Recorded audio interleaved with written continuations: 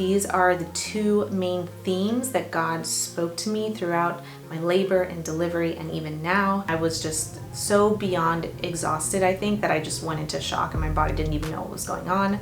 You won't even believe until you actually experience it yourself. It is so life-changing. My life has radically changed since I've given birth to my daughter Adeline on August 2nd. And as a first-time mom, there are so many things I am learning. And my birth plan didn't necessarily go the way I wanted it to.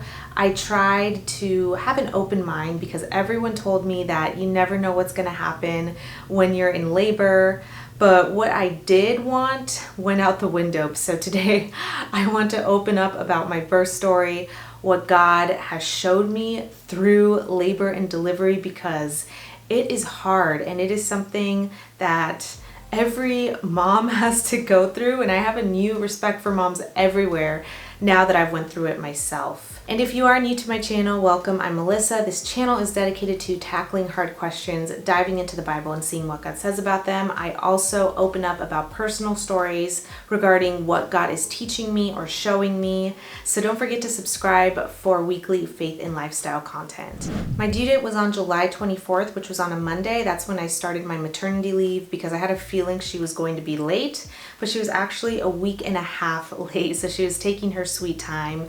So during that week, I thought she was going to come maybe by the end of the week, maybe a Friday, a Saturday, but the following Saturday on July 29th, I started to feel some mild contractions. So it was a long week just kind of waiting and wondering and trying all the tricks to get yourself in labor, the raspberry leaf tea, I had a bouncy ball I was on, but none of that really worked. So following Saturday rolls around and my husband and I are wondering when she's going to be here. I start to get mild contractions, but they're not anything intense. So I thought maybe it's Braxton Hicks because they were still pretty inconsistent. But on Sunday, July 30th, things started to ramp up a bit. And mind you, I should say, I didn't want to get induced. So the OBGYN told me that they'll give me a week, and I was hoping she would come within that week, otherwise they would schedule an induction. And so on Sunday, I started to get contractions that were a bit more consistent, they were a bit more intense. Sunday night, I had the worst sleep ever because I could not take it.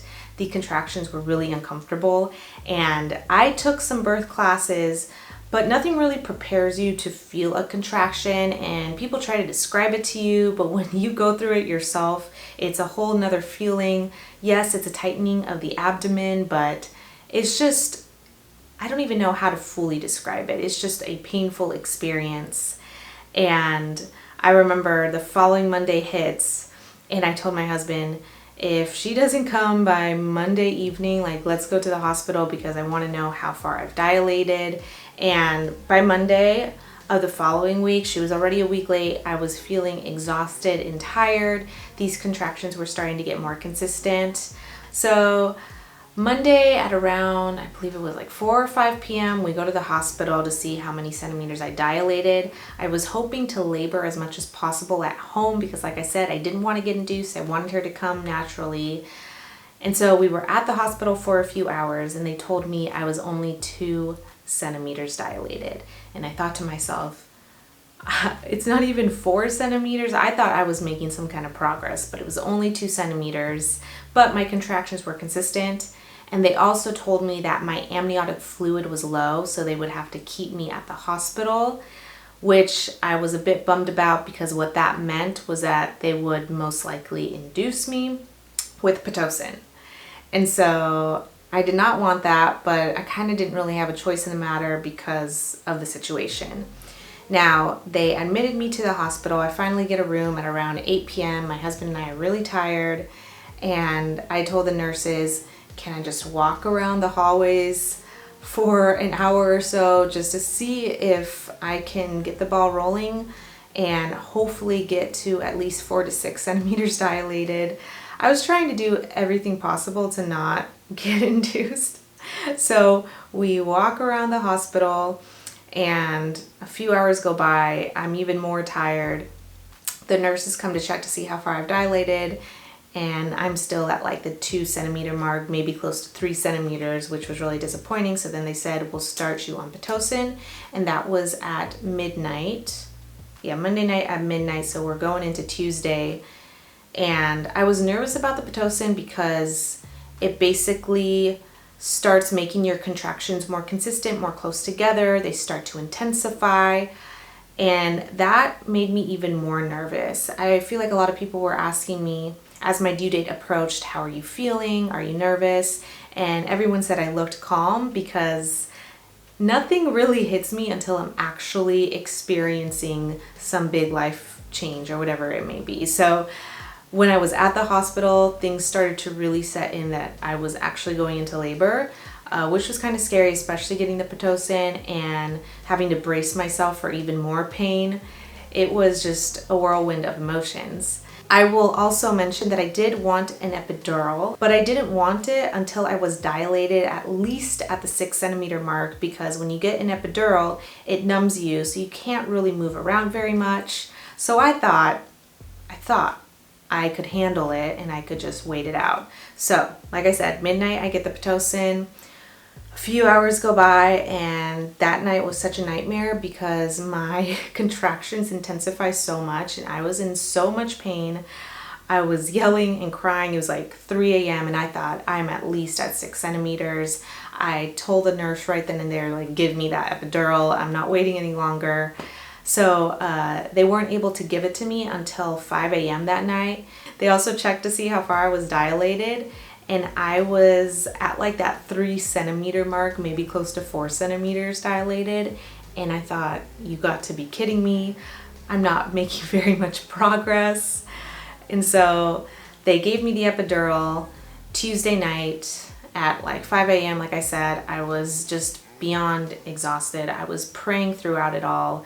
And God just kept reminding me to release it all to Him, because He is going to be the one to give me strength to endure this. I wouldn't be able to make it without God's strength, because He gave women the ability to give birth and to raise the next generation, which is so huge and a big blessing, but also a big calling. And this is something that God continues to remind me. And so I just kept praying and praying and praying during this time. I was convinced, and my husband was convinced, that she would come Tuesday evening. So Tuesday around 4 p.m. rolls around, and I'm already feeling weird because I have the epidural, I have an IV stuck to me, and I'm not really moving very much.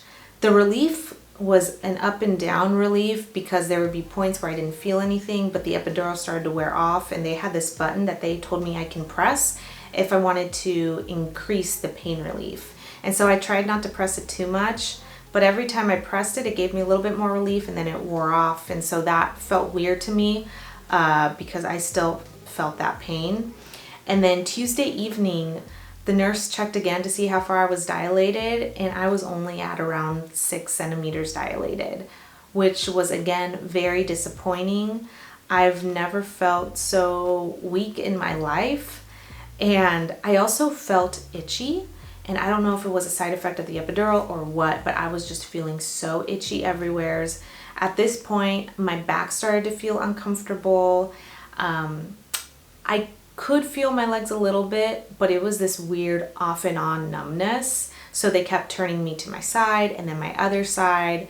They kept doing that to, I guess, even out the pain relief from the epidural. Tuesday at around, I think it was 11 p.m. rolls around, and the nurse on call was telling me, you know, you'll know when she's ready to come out. You'll feel this urge to push. It's almost like a pooping feeling. And she says, you'll know it. You'll know it. And when you do, just call me, because I just kept feeling like these contractions were intensifying. And like I said, the epidural was just doing this to me. It was a roller coaster ride of wearing off, me feeling the intense contractions. And so, yeah, it was a weird mental, physical, emotional type of experience. And I remember,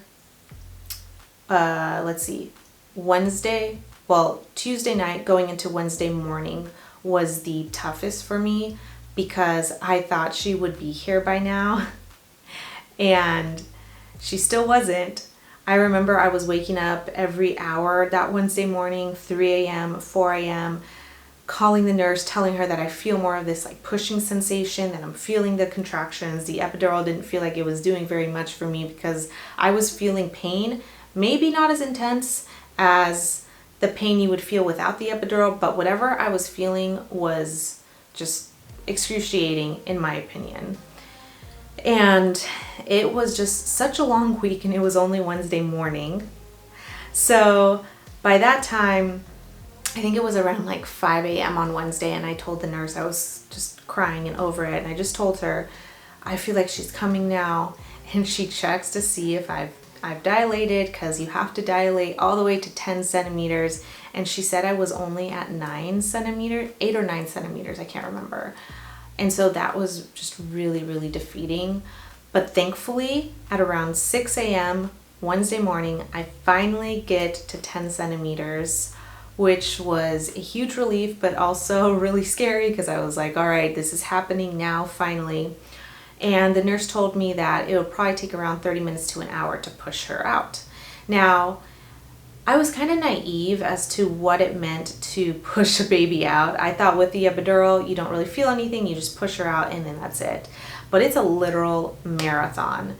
I can understand why they tell you to work out and stay active when you're pregnant, because this pushing situation was a lot of work for me. And yes, it was my first baby, so I pushed close to 3 hours, which was beyond exhausting.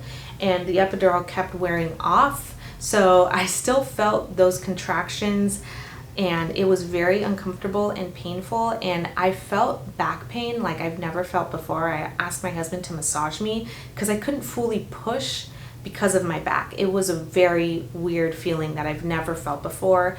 My legs were swollen. I've never seen them so big because of the Pitocin as well, so I was a hot mess.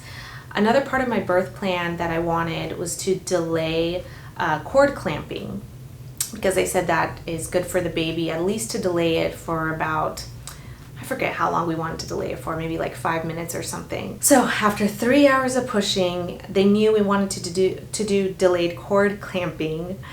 She finally comes out. We all hear her cry. I feel like during this time I'm in a daze, I'm in shock. I wasn't in some magical moment. I literally just had an outer body experience. I was just so beyond exhausted, I think, that I just went into shock and my body didn't even know what was going on. And they were saying that her umbilical cord was wrapped around her neck, so they couldn't do delayed cord clamping, so there goes that out the window. And she also ate meconium when she was in my womb, so they had to take her to the NICU for 30 minutes to regulate her breathing. She was kind of struggling to breathe a little bit, but thankfully she was a happy, healthy baby. I remember before they took her to the NICU, they brought her to me, and again, I was just having an outer body experience to the point where I saw her, and everyone says it's just such a magical moment, but I was in such shock, I couldn't necessarily appreciate the moment. I was still digesting everything, or not digesting, that's not the right word. I was still processing everything I was feeling and everything I went through in my exhaustion, because mind you, probably since that Saturday night, I've only had an hour or two of sleep. So I've barely gotten any rest from that Saturday all the way to Wednesday morning. So again, God continued to remind me that He was there to sustain me and be my strength. So if you're worried about labor and delivery, if you're worried about the uncertainty and the pain and everything that's going to happen, just know that God is with you through it all, and He built you for this, and it's not in your own strength, it is all in God's hands. And just even your birth plan, just surrender that to God, because even if it doesn't go as planned, at the end of the day, you have a little blessing that's coming into your life. And so that is just really worthwhile. So that's something I want to put out there. And that is something I kept reminding myself, because I would forget and just think about the pain or the emotional roller coaster I was on. So it was definitely a mental game for sure. But anyways, they took her into the NICU for 30 minutes. And then afterwards, probably An hour later, they took me to the postpartum room, another room, and I was just in a lot of pain because I also tore. So I got a 2nd-degree tear, which was really uncomfortable. It hurt to pee. It hurt to just walk. And I just started to feel really weird and very weak. Again, I'm going to repeat that because feeling weak was something that was a part of my labor and delivery story. But they finally bring her in, and I breastfeed her for the first time, which was also wild because it is hard to breastfeed a newborn. You're learning, your baby's learning, and also your uterus is decreasing. So as you nurse her, you'll feel contractions that are also pretty painful as well. So on top of everything else, it was like, what is this? I'm not supposed to feel contractions anymore. And the nurse was like, oh yeah, it's your uterus decreasing, so you're going to feel that the first few days that you breastfeed. So that was also really uncomfortable. So it just humbled me so much. Also to think about all of my friends who have little ones who went through labor and delivery, I just thought to myself, wow, women go through this, and I wish I gave them more of a helping hand because it's a lot. It is a lot. But this is not me trying to be discouraging to anyone, because once you meet your baby for the first time, it may be a while till you just realize, wow, look at this blessing. You may be in shock, you may be in pain, but at the end of the day, you will come to the realization that God took you through this journey. And it wasn't just hard for you, it was also hard for the baby coming out of your birth canal. And it is a traumatic experience for both of you. It's actually something that bonds both of you because you've spent 9 months just growing this baby, and then you both meet for the first time, and you both were a part of the labor process. It's just a beautiful realization in that way as well. Now that I am at that 8-week mark, I feel a lot more like myself. The first few weeks were challenging because my husband and I are taking care of a newborn, but not only that, I'm also recovering. And so the first 2 weeks were frustrating for me because I still had this weird back pain that didn't leave. And then again, I had stitches, 2nd-degree tear. So it hurt to sit anywheres. And I was really slow about just moving and walking, and my husband helped a ton during that time because I just felt like I couldn't do as much, which was really, really frustrating and just challenging for me because I wanted to be there more. I kept telling myself, just give yourself grace, just take it each day at a time. I've been trying to soak in every single moment of this maternity leave because it has gone by so quickly. And when you become an adult, a phrase that you repeat to yourself time and time again is how quickly time flies. But then you have a baby and time flies even more. And the way she's grown in the last 8 weeks just astounds me. And it's just so cool how God gives us this great calling to raise these babies and to teach them His word and to be examples for them. And these newborn moments, even though they are hard, even though they are challenging, yes, it was really hard to get into a specific routine with her because there were days when she didn't want to sleep, and then there were other days when she slept great, and we're still in this process, this roller coaster ride. But every time I do face a challenge with her, whether that's sleepless nights or her crying for no reason, I'm time and time again reminded that this period is going to fly by so quickly. And it's also humbling because it just really pushes me to rely on God each day, because I don't know what each day is going to bring. I don't know what each night is going to bring. A lot of the times I'm just praying throughout the night, surrendering that to God, because as parents, you want your sleep too, and you don't know if your baby's going to cry at night or not and what that's going to look like. So surrendering that to God has been huge. And thankfully in the last few weeks, we have more of a rhythm where she's sleeping at night for about 4 to 5 hours at a time, which is huge. The first 2 to 3 weeks, she wasn't doing that, but now she is. So that's been a blessing too. I have friends whose babies had colic, and so they weren't sleeping throughout the night. And So that's really hard. And of course, tomorrow things can change. That's all part of the process of raising a newborn. I hope this gives you some encouragement in a way. I hope this doesn't scare you if you're about to give birth. But all in all, women are amazing. God created us in such a unique way, and we are able to give birth, which is a journey that you won't even believe until you actually experience it yourself. It is so life-changing. Let me know in the comments if you are pregnant when you are due. I would love to pray for you. I also came out with a video recently just talking about spiritual warfare and motherhood. This has been huge as I think about having a daughter now, as I just think about all of the ups and downs that come with it.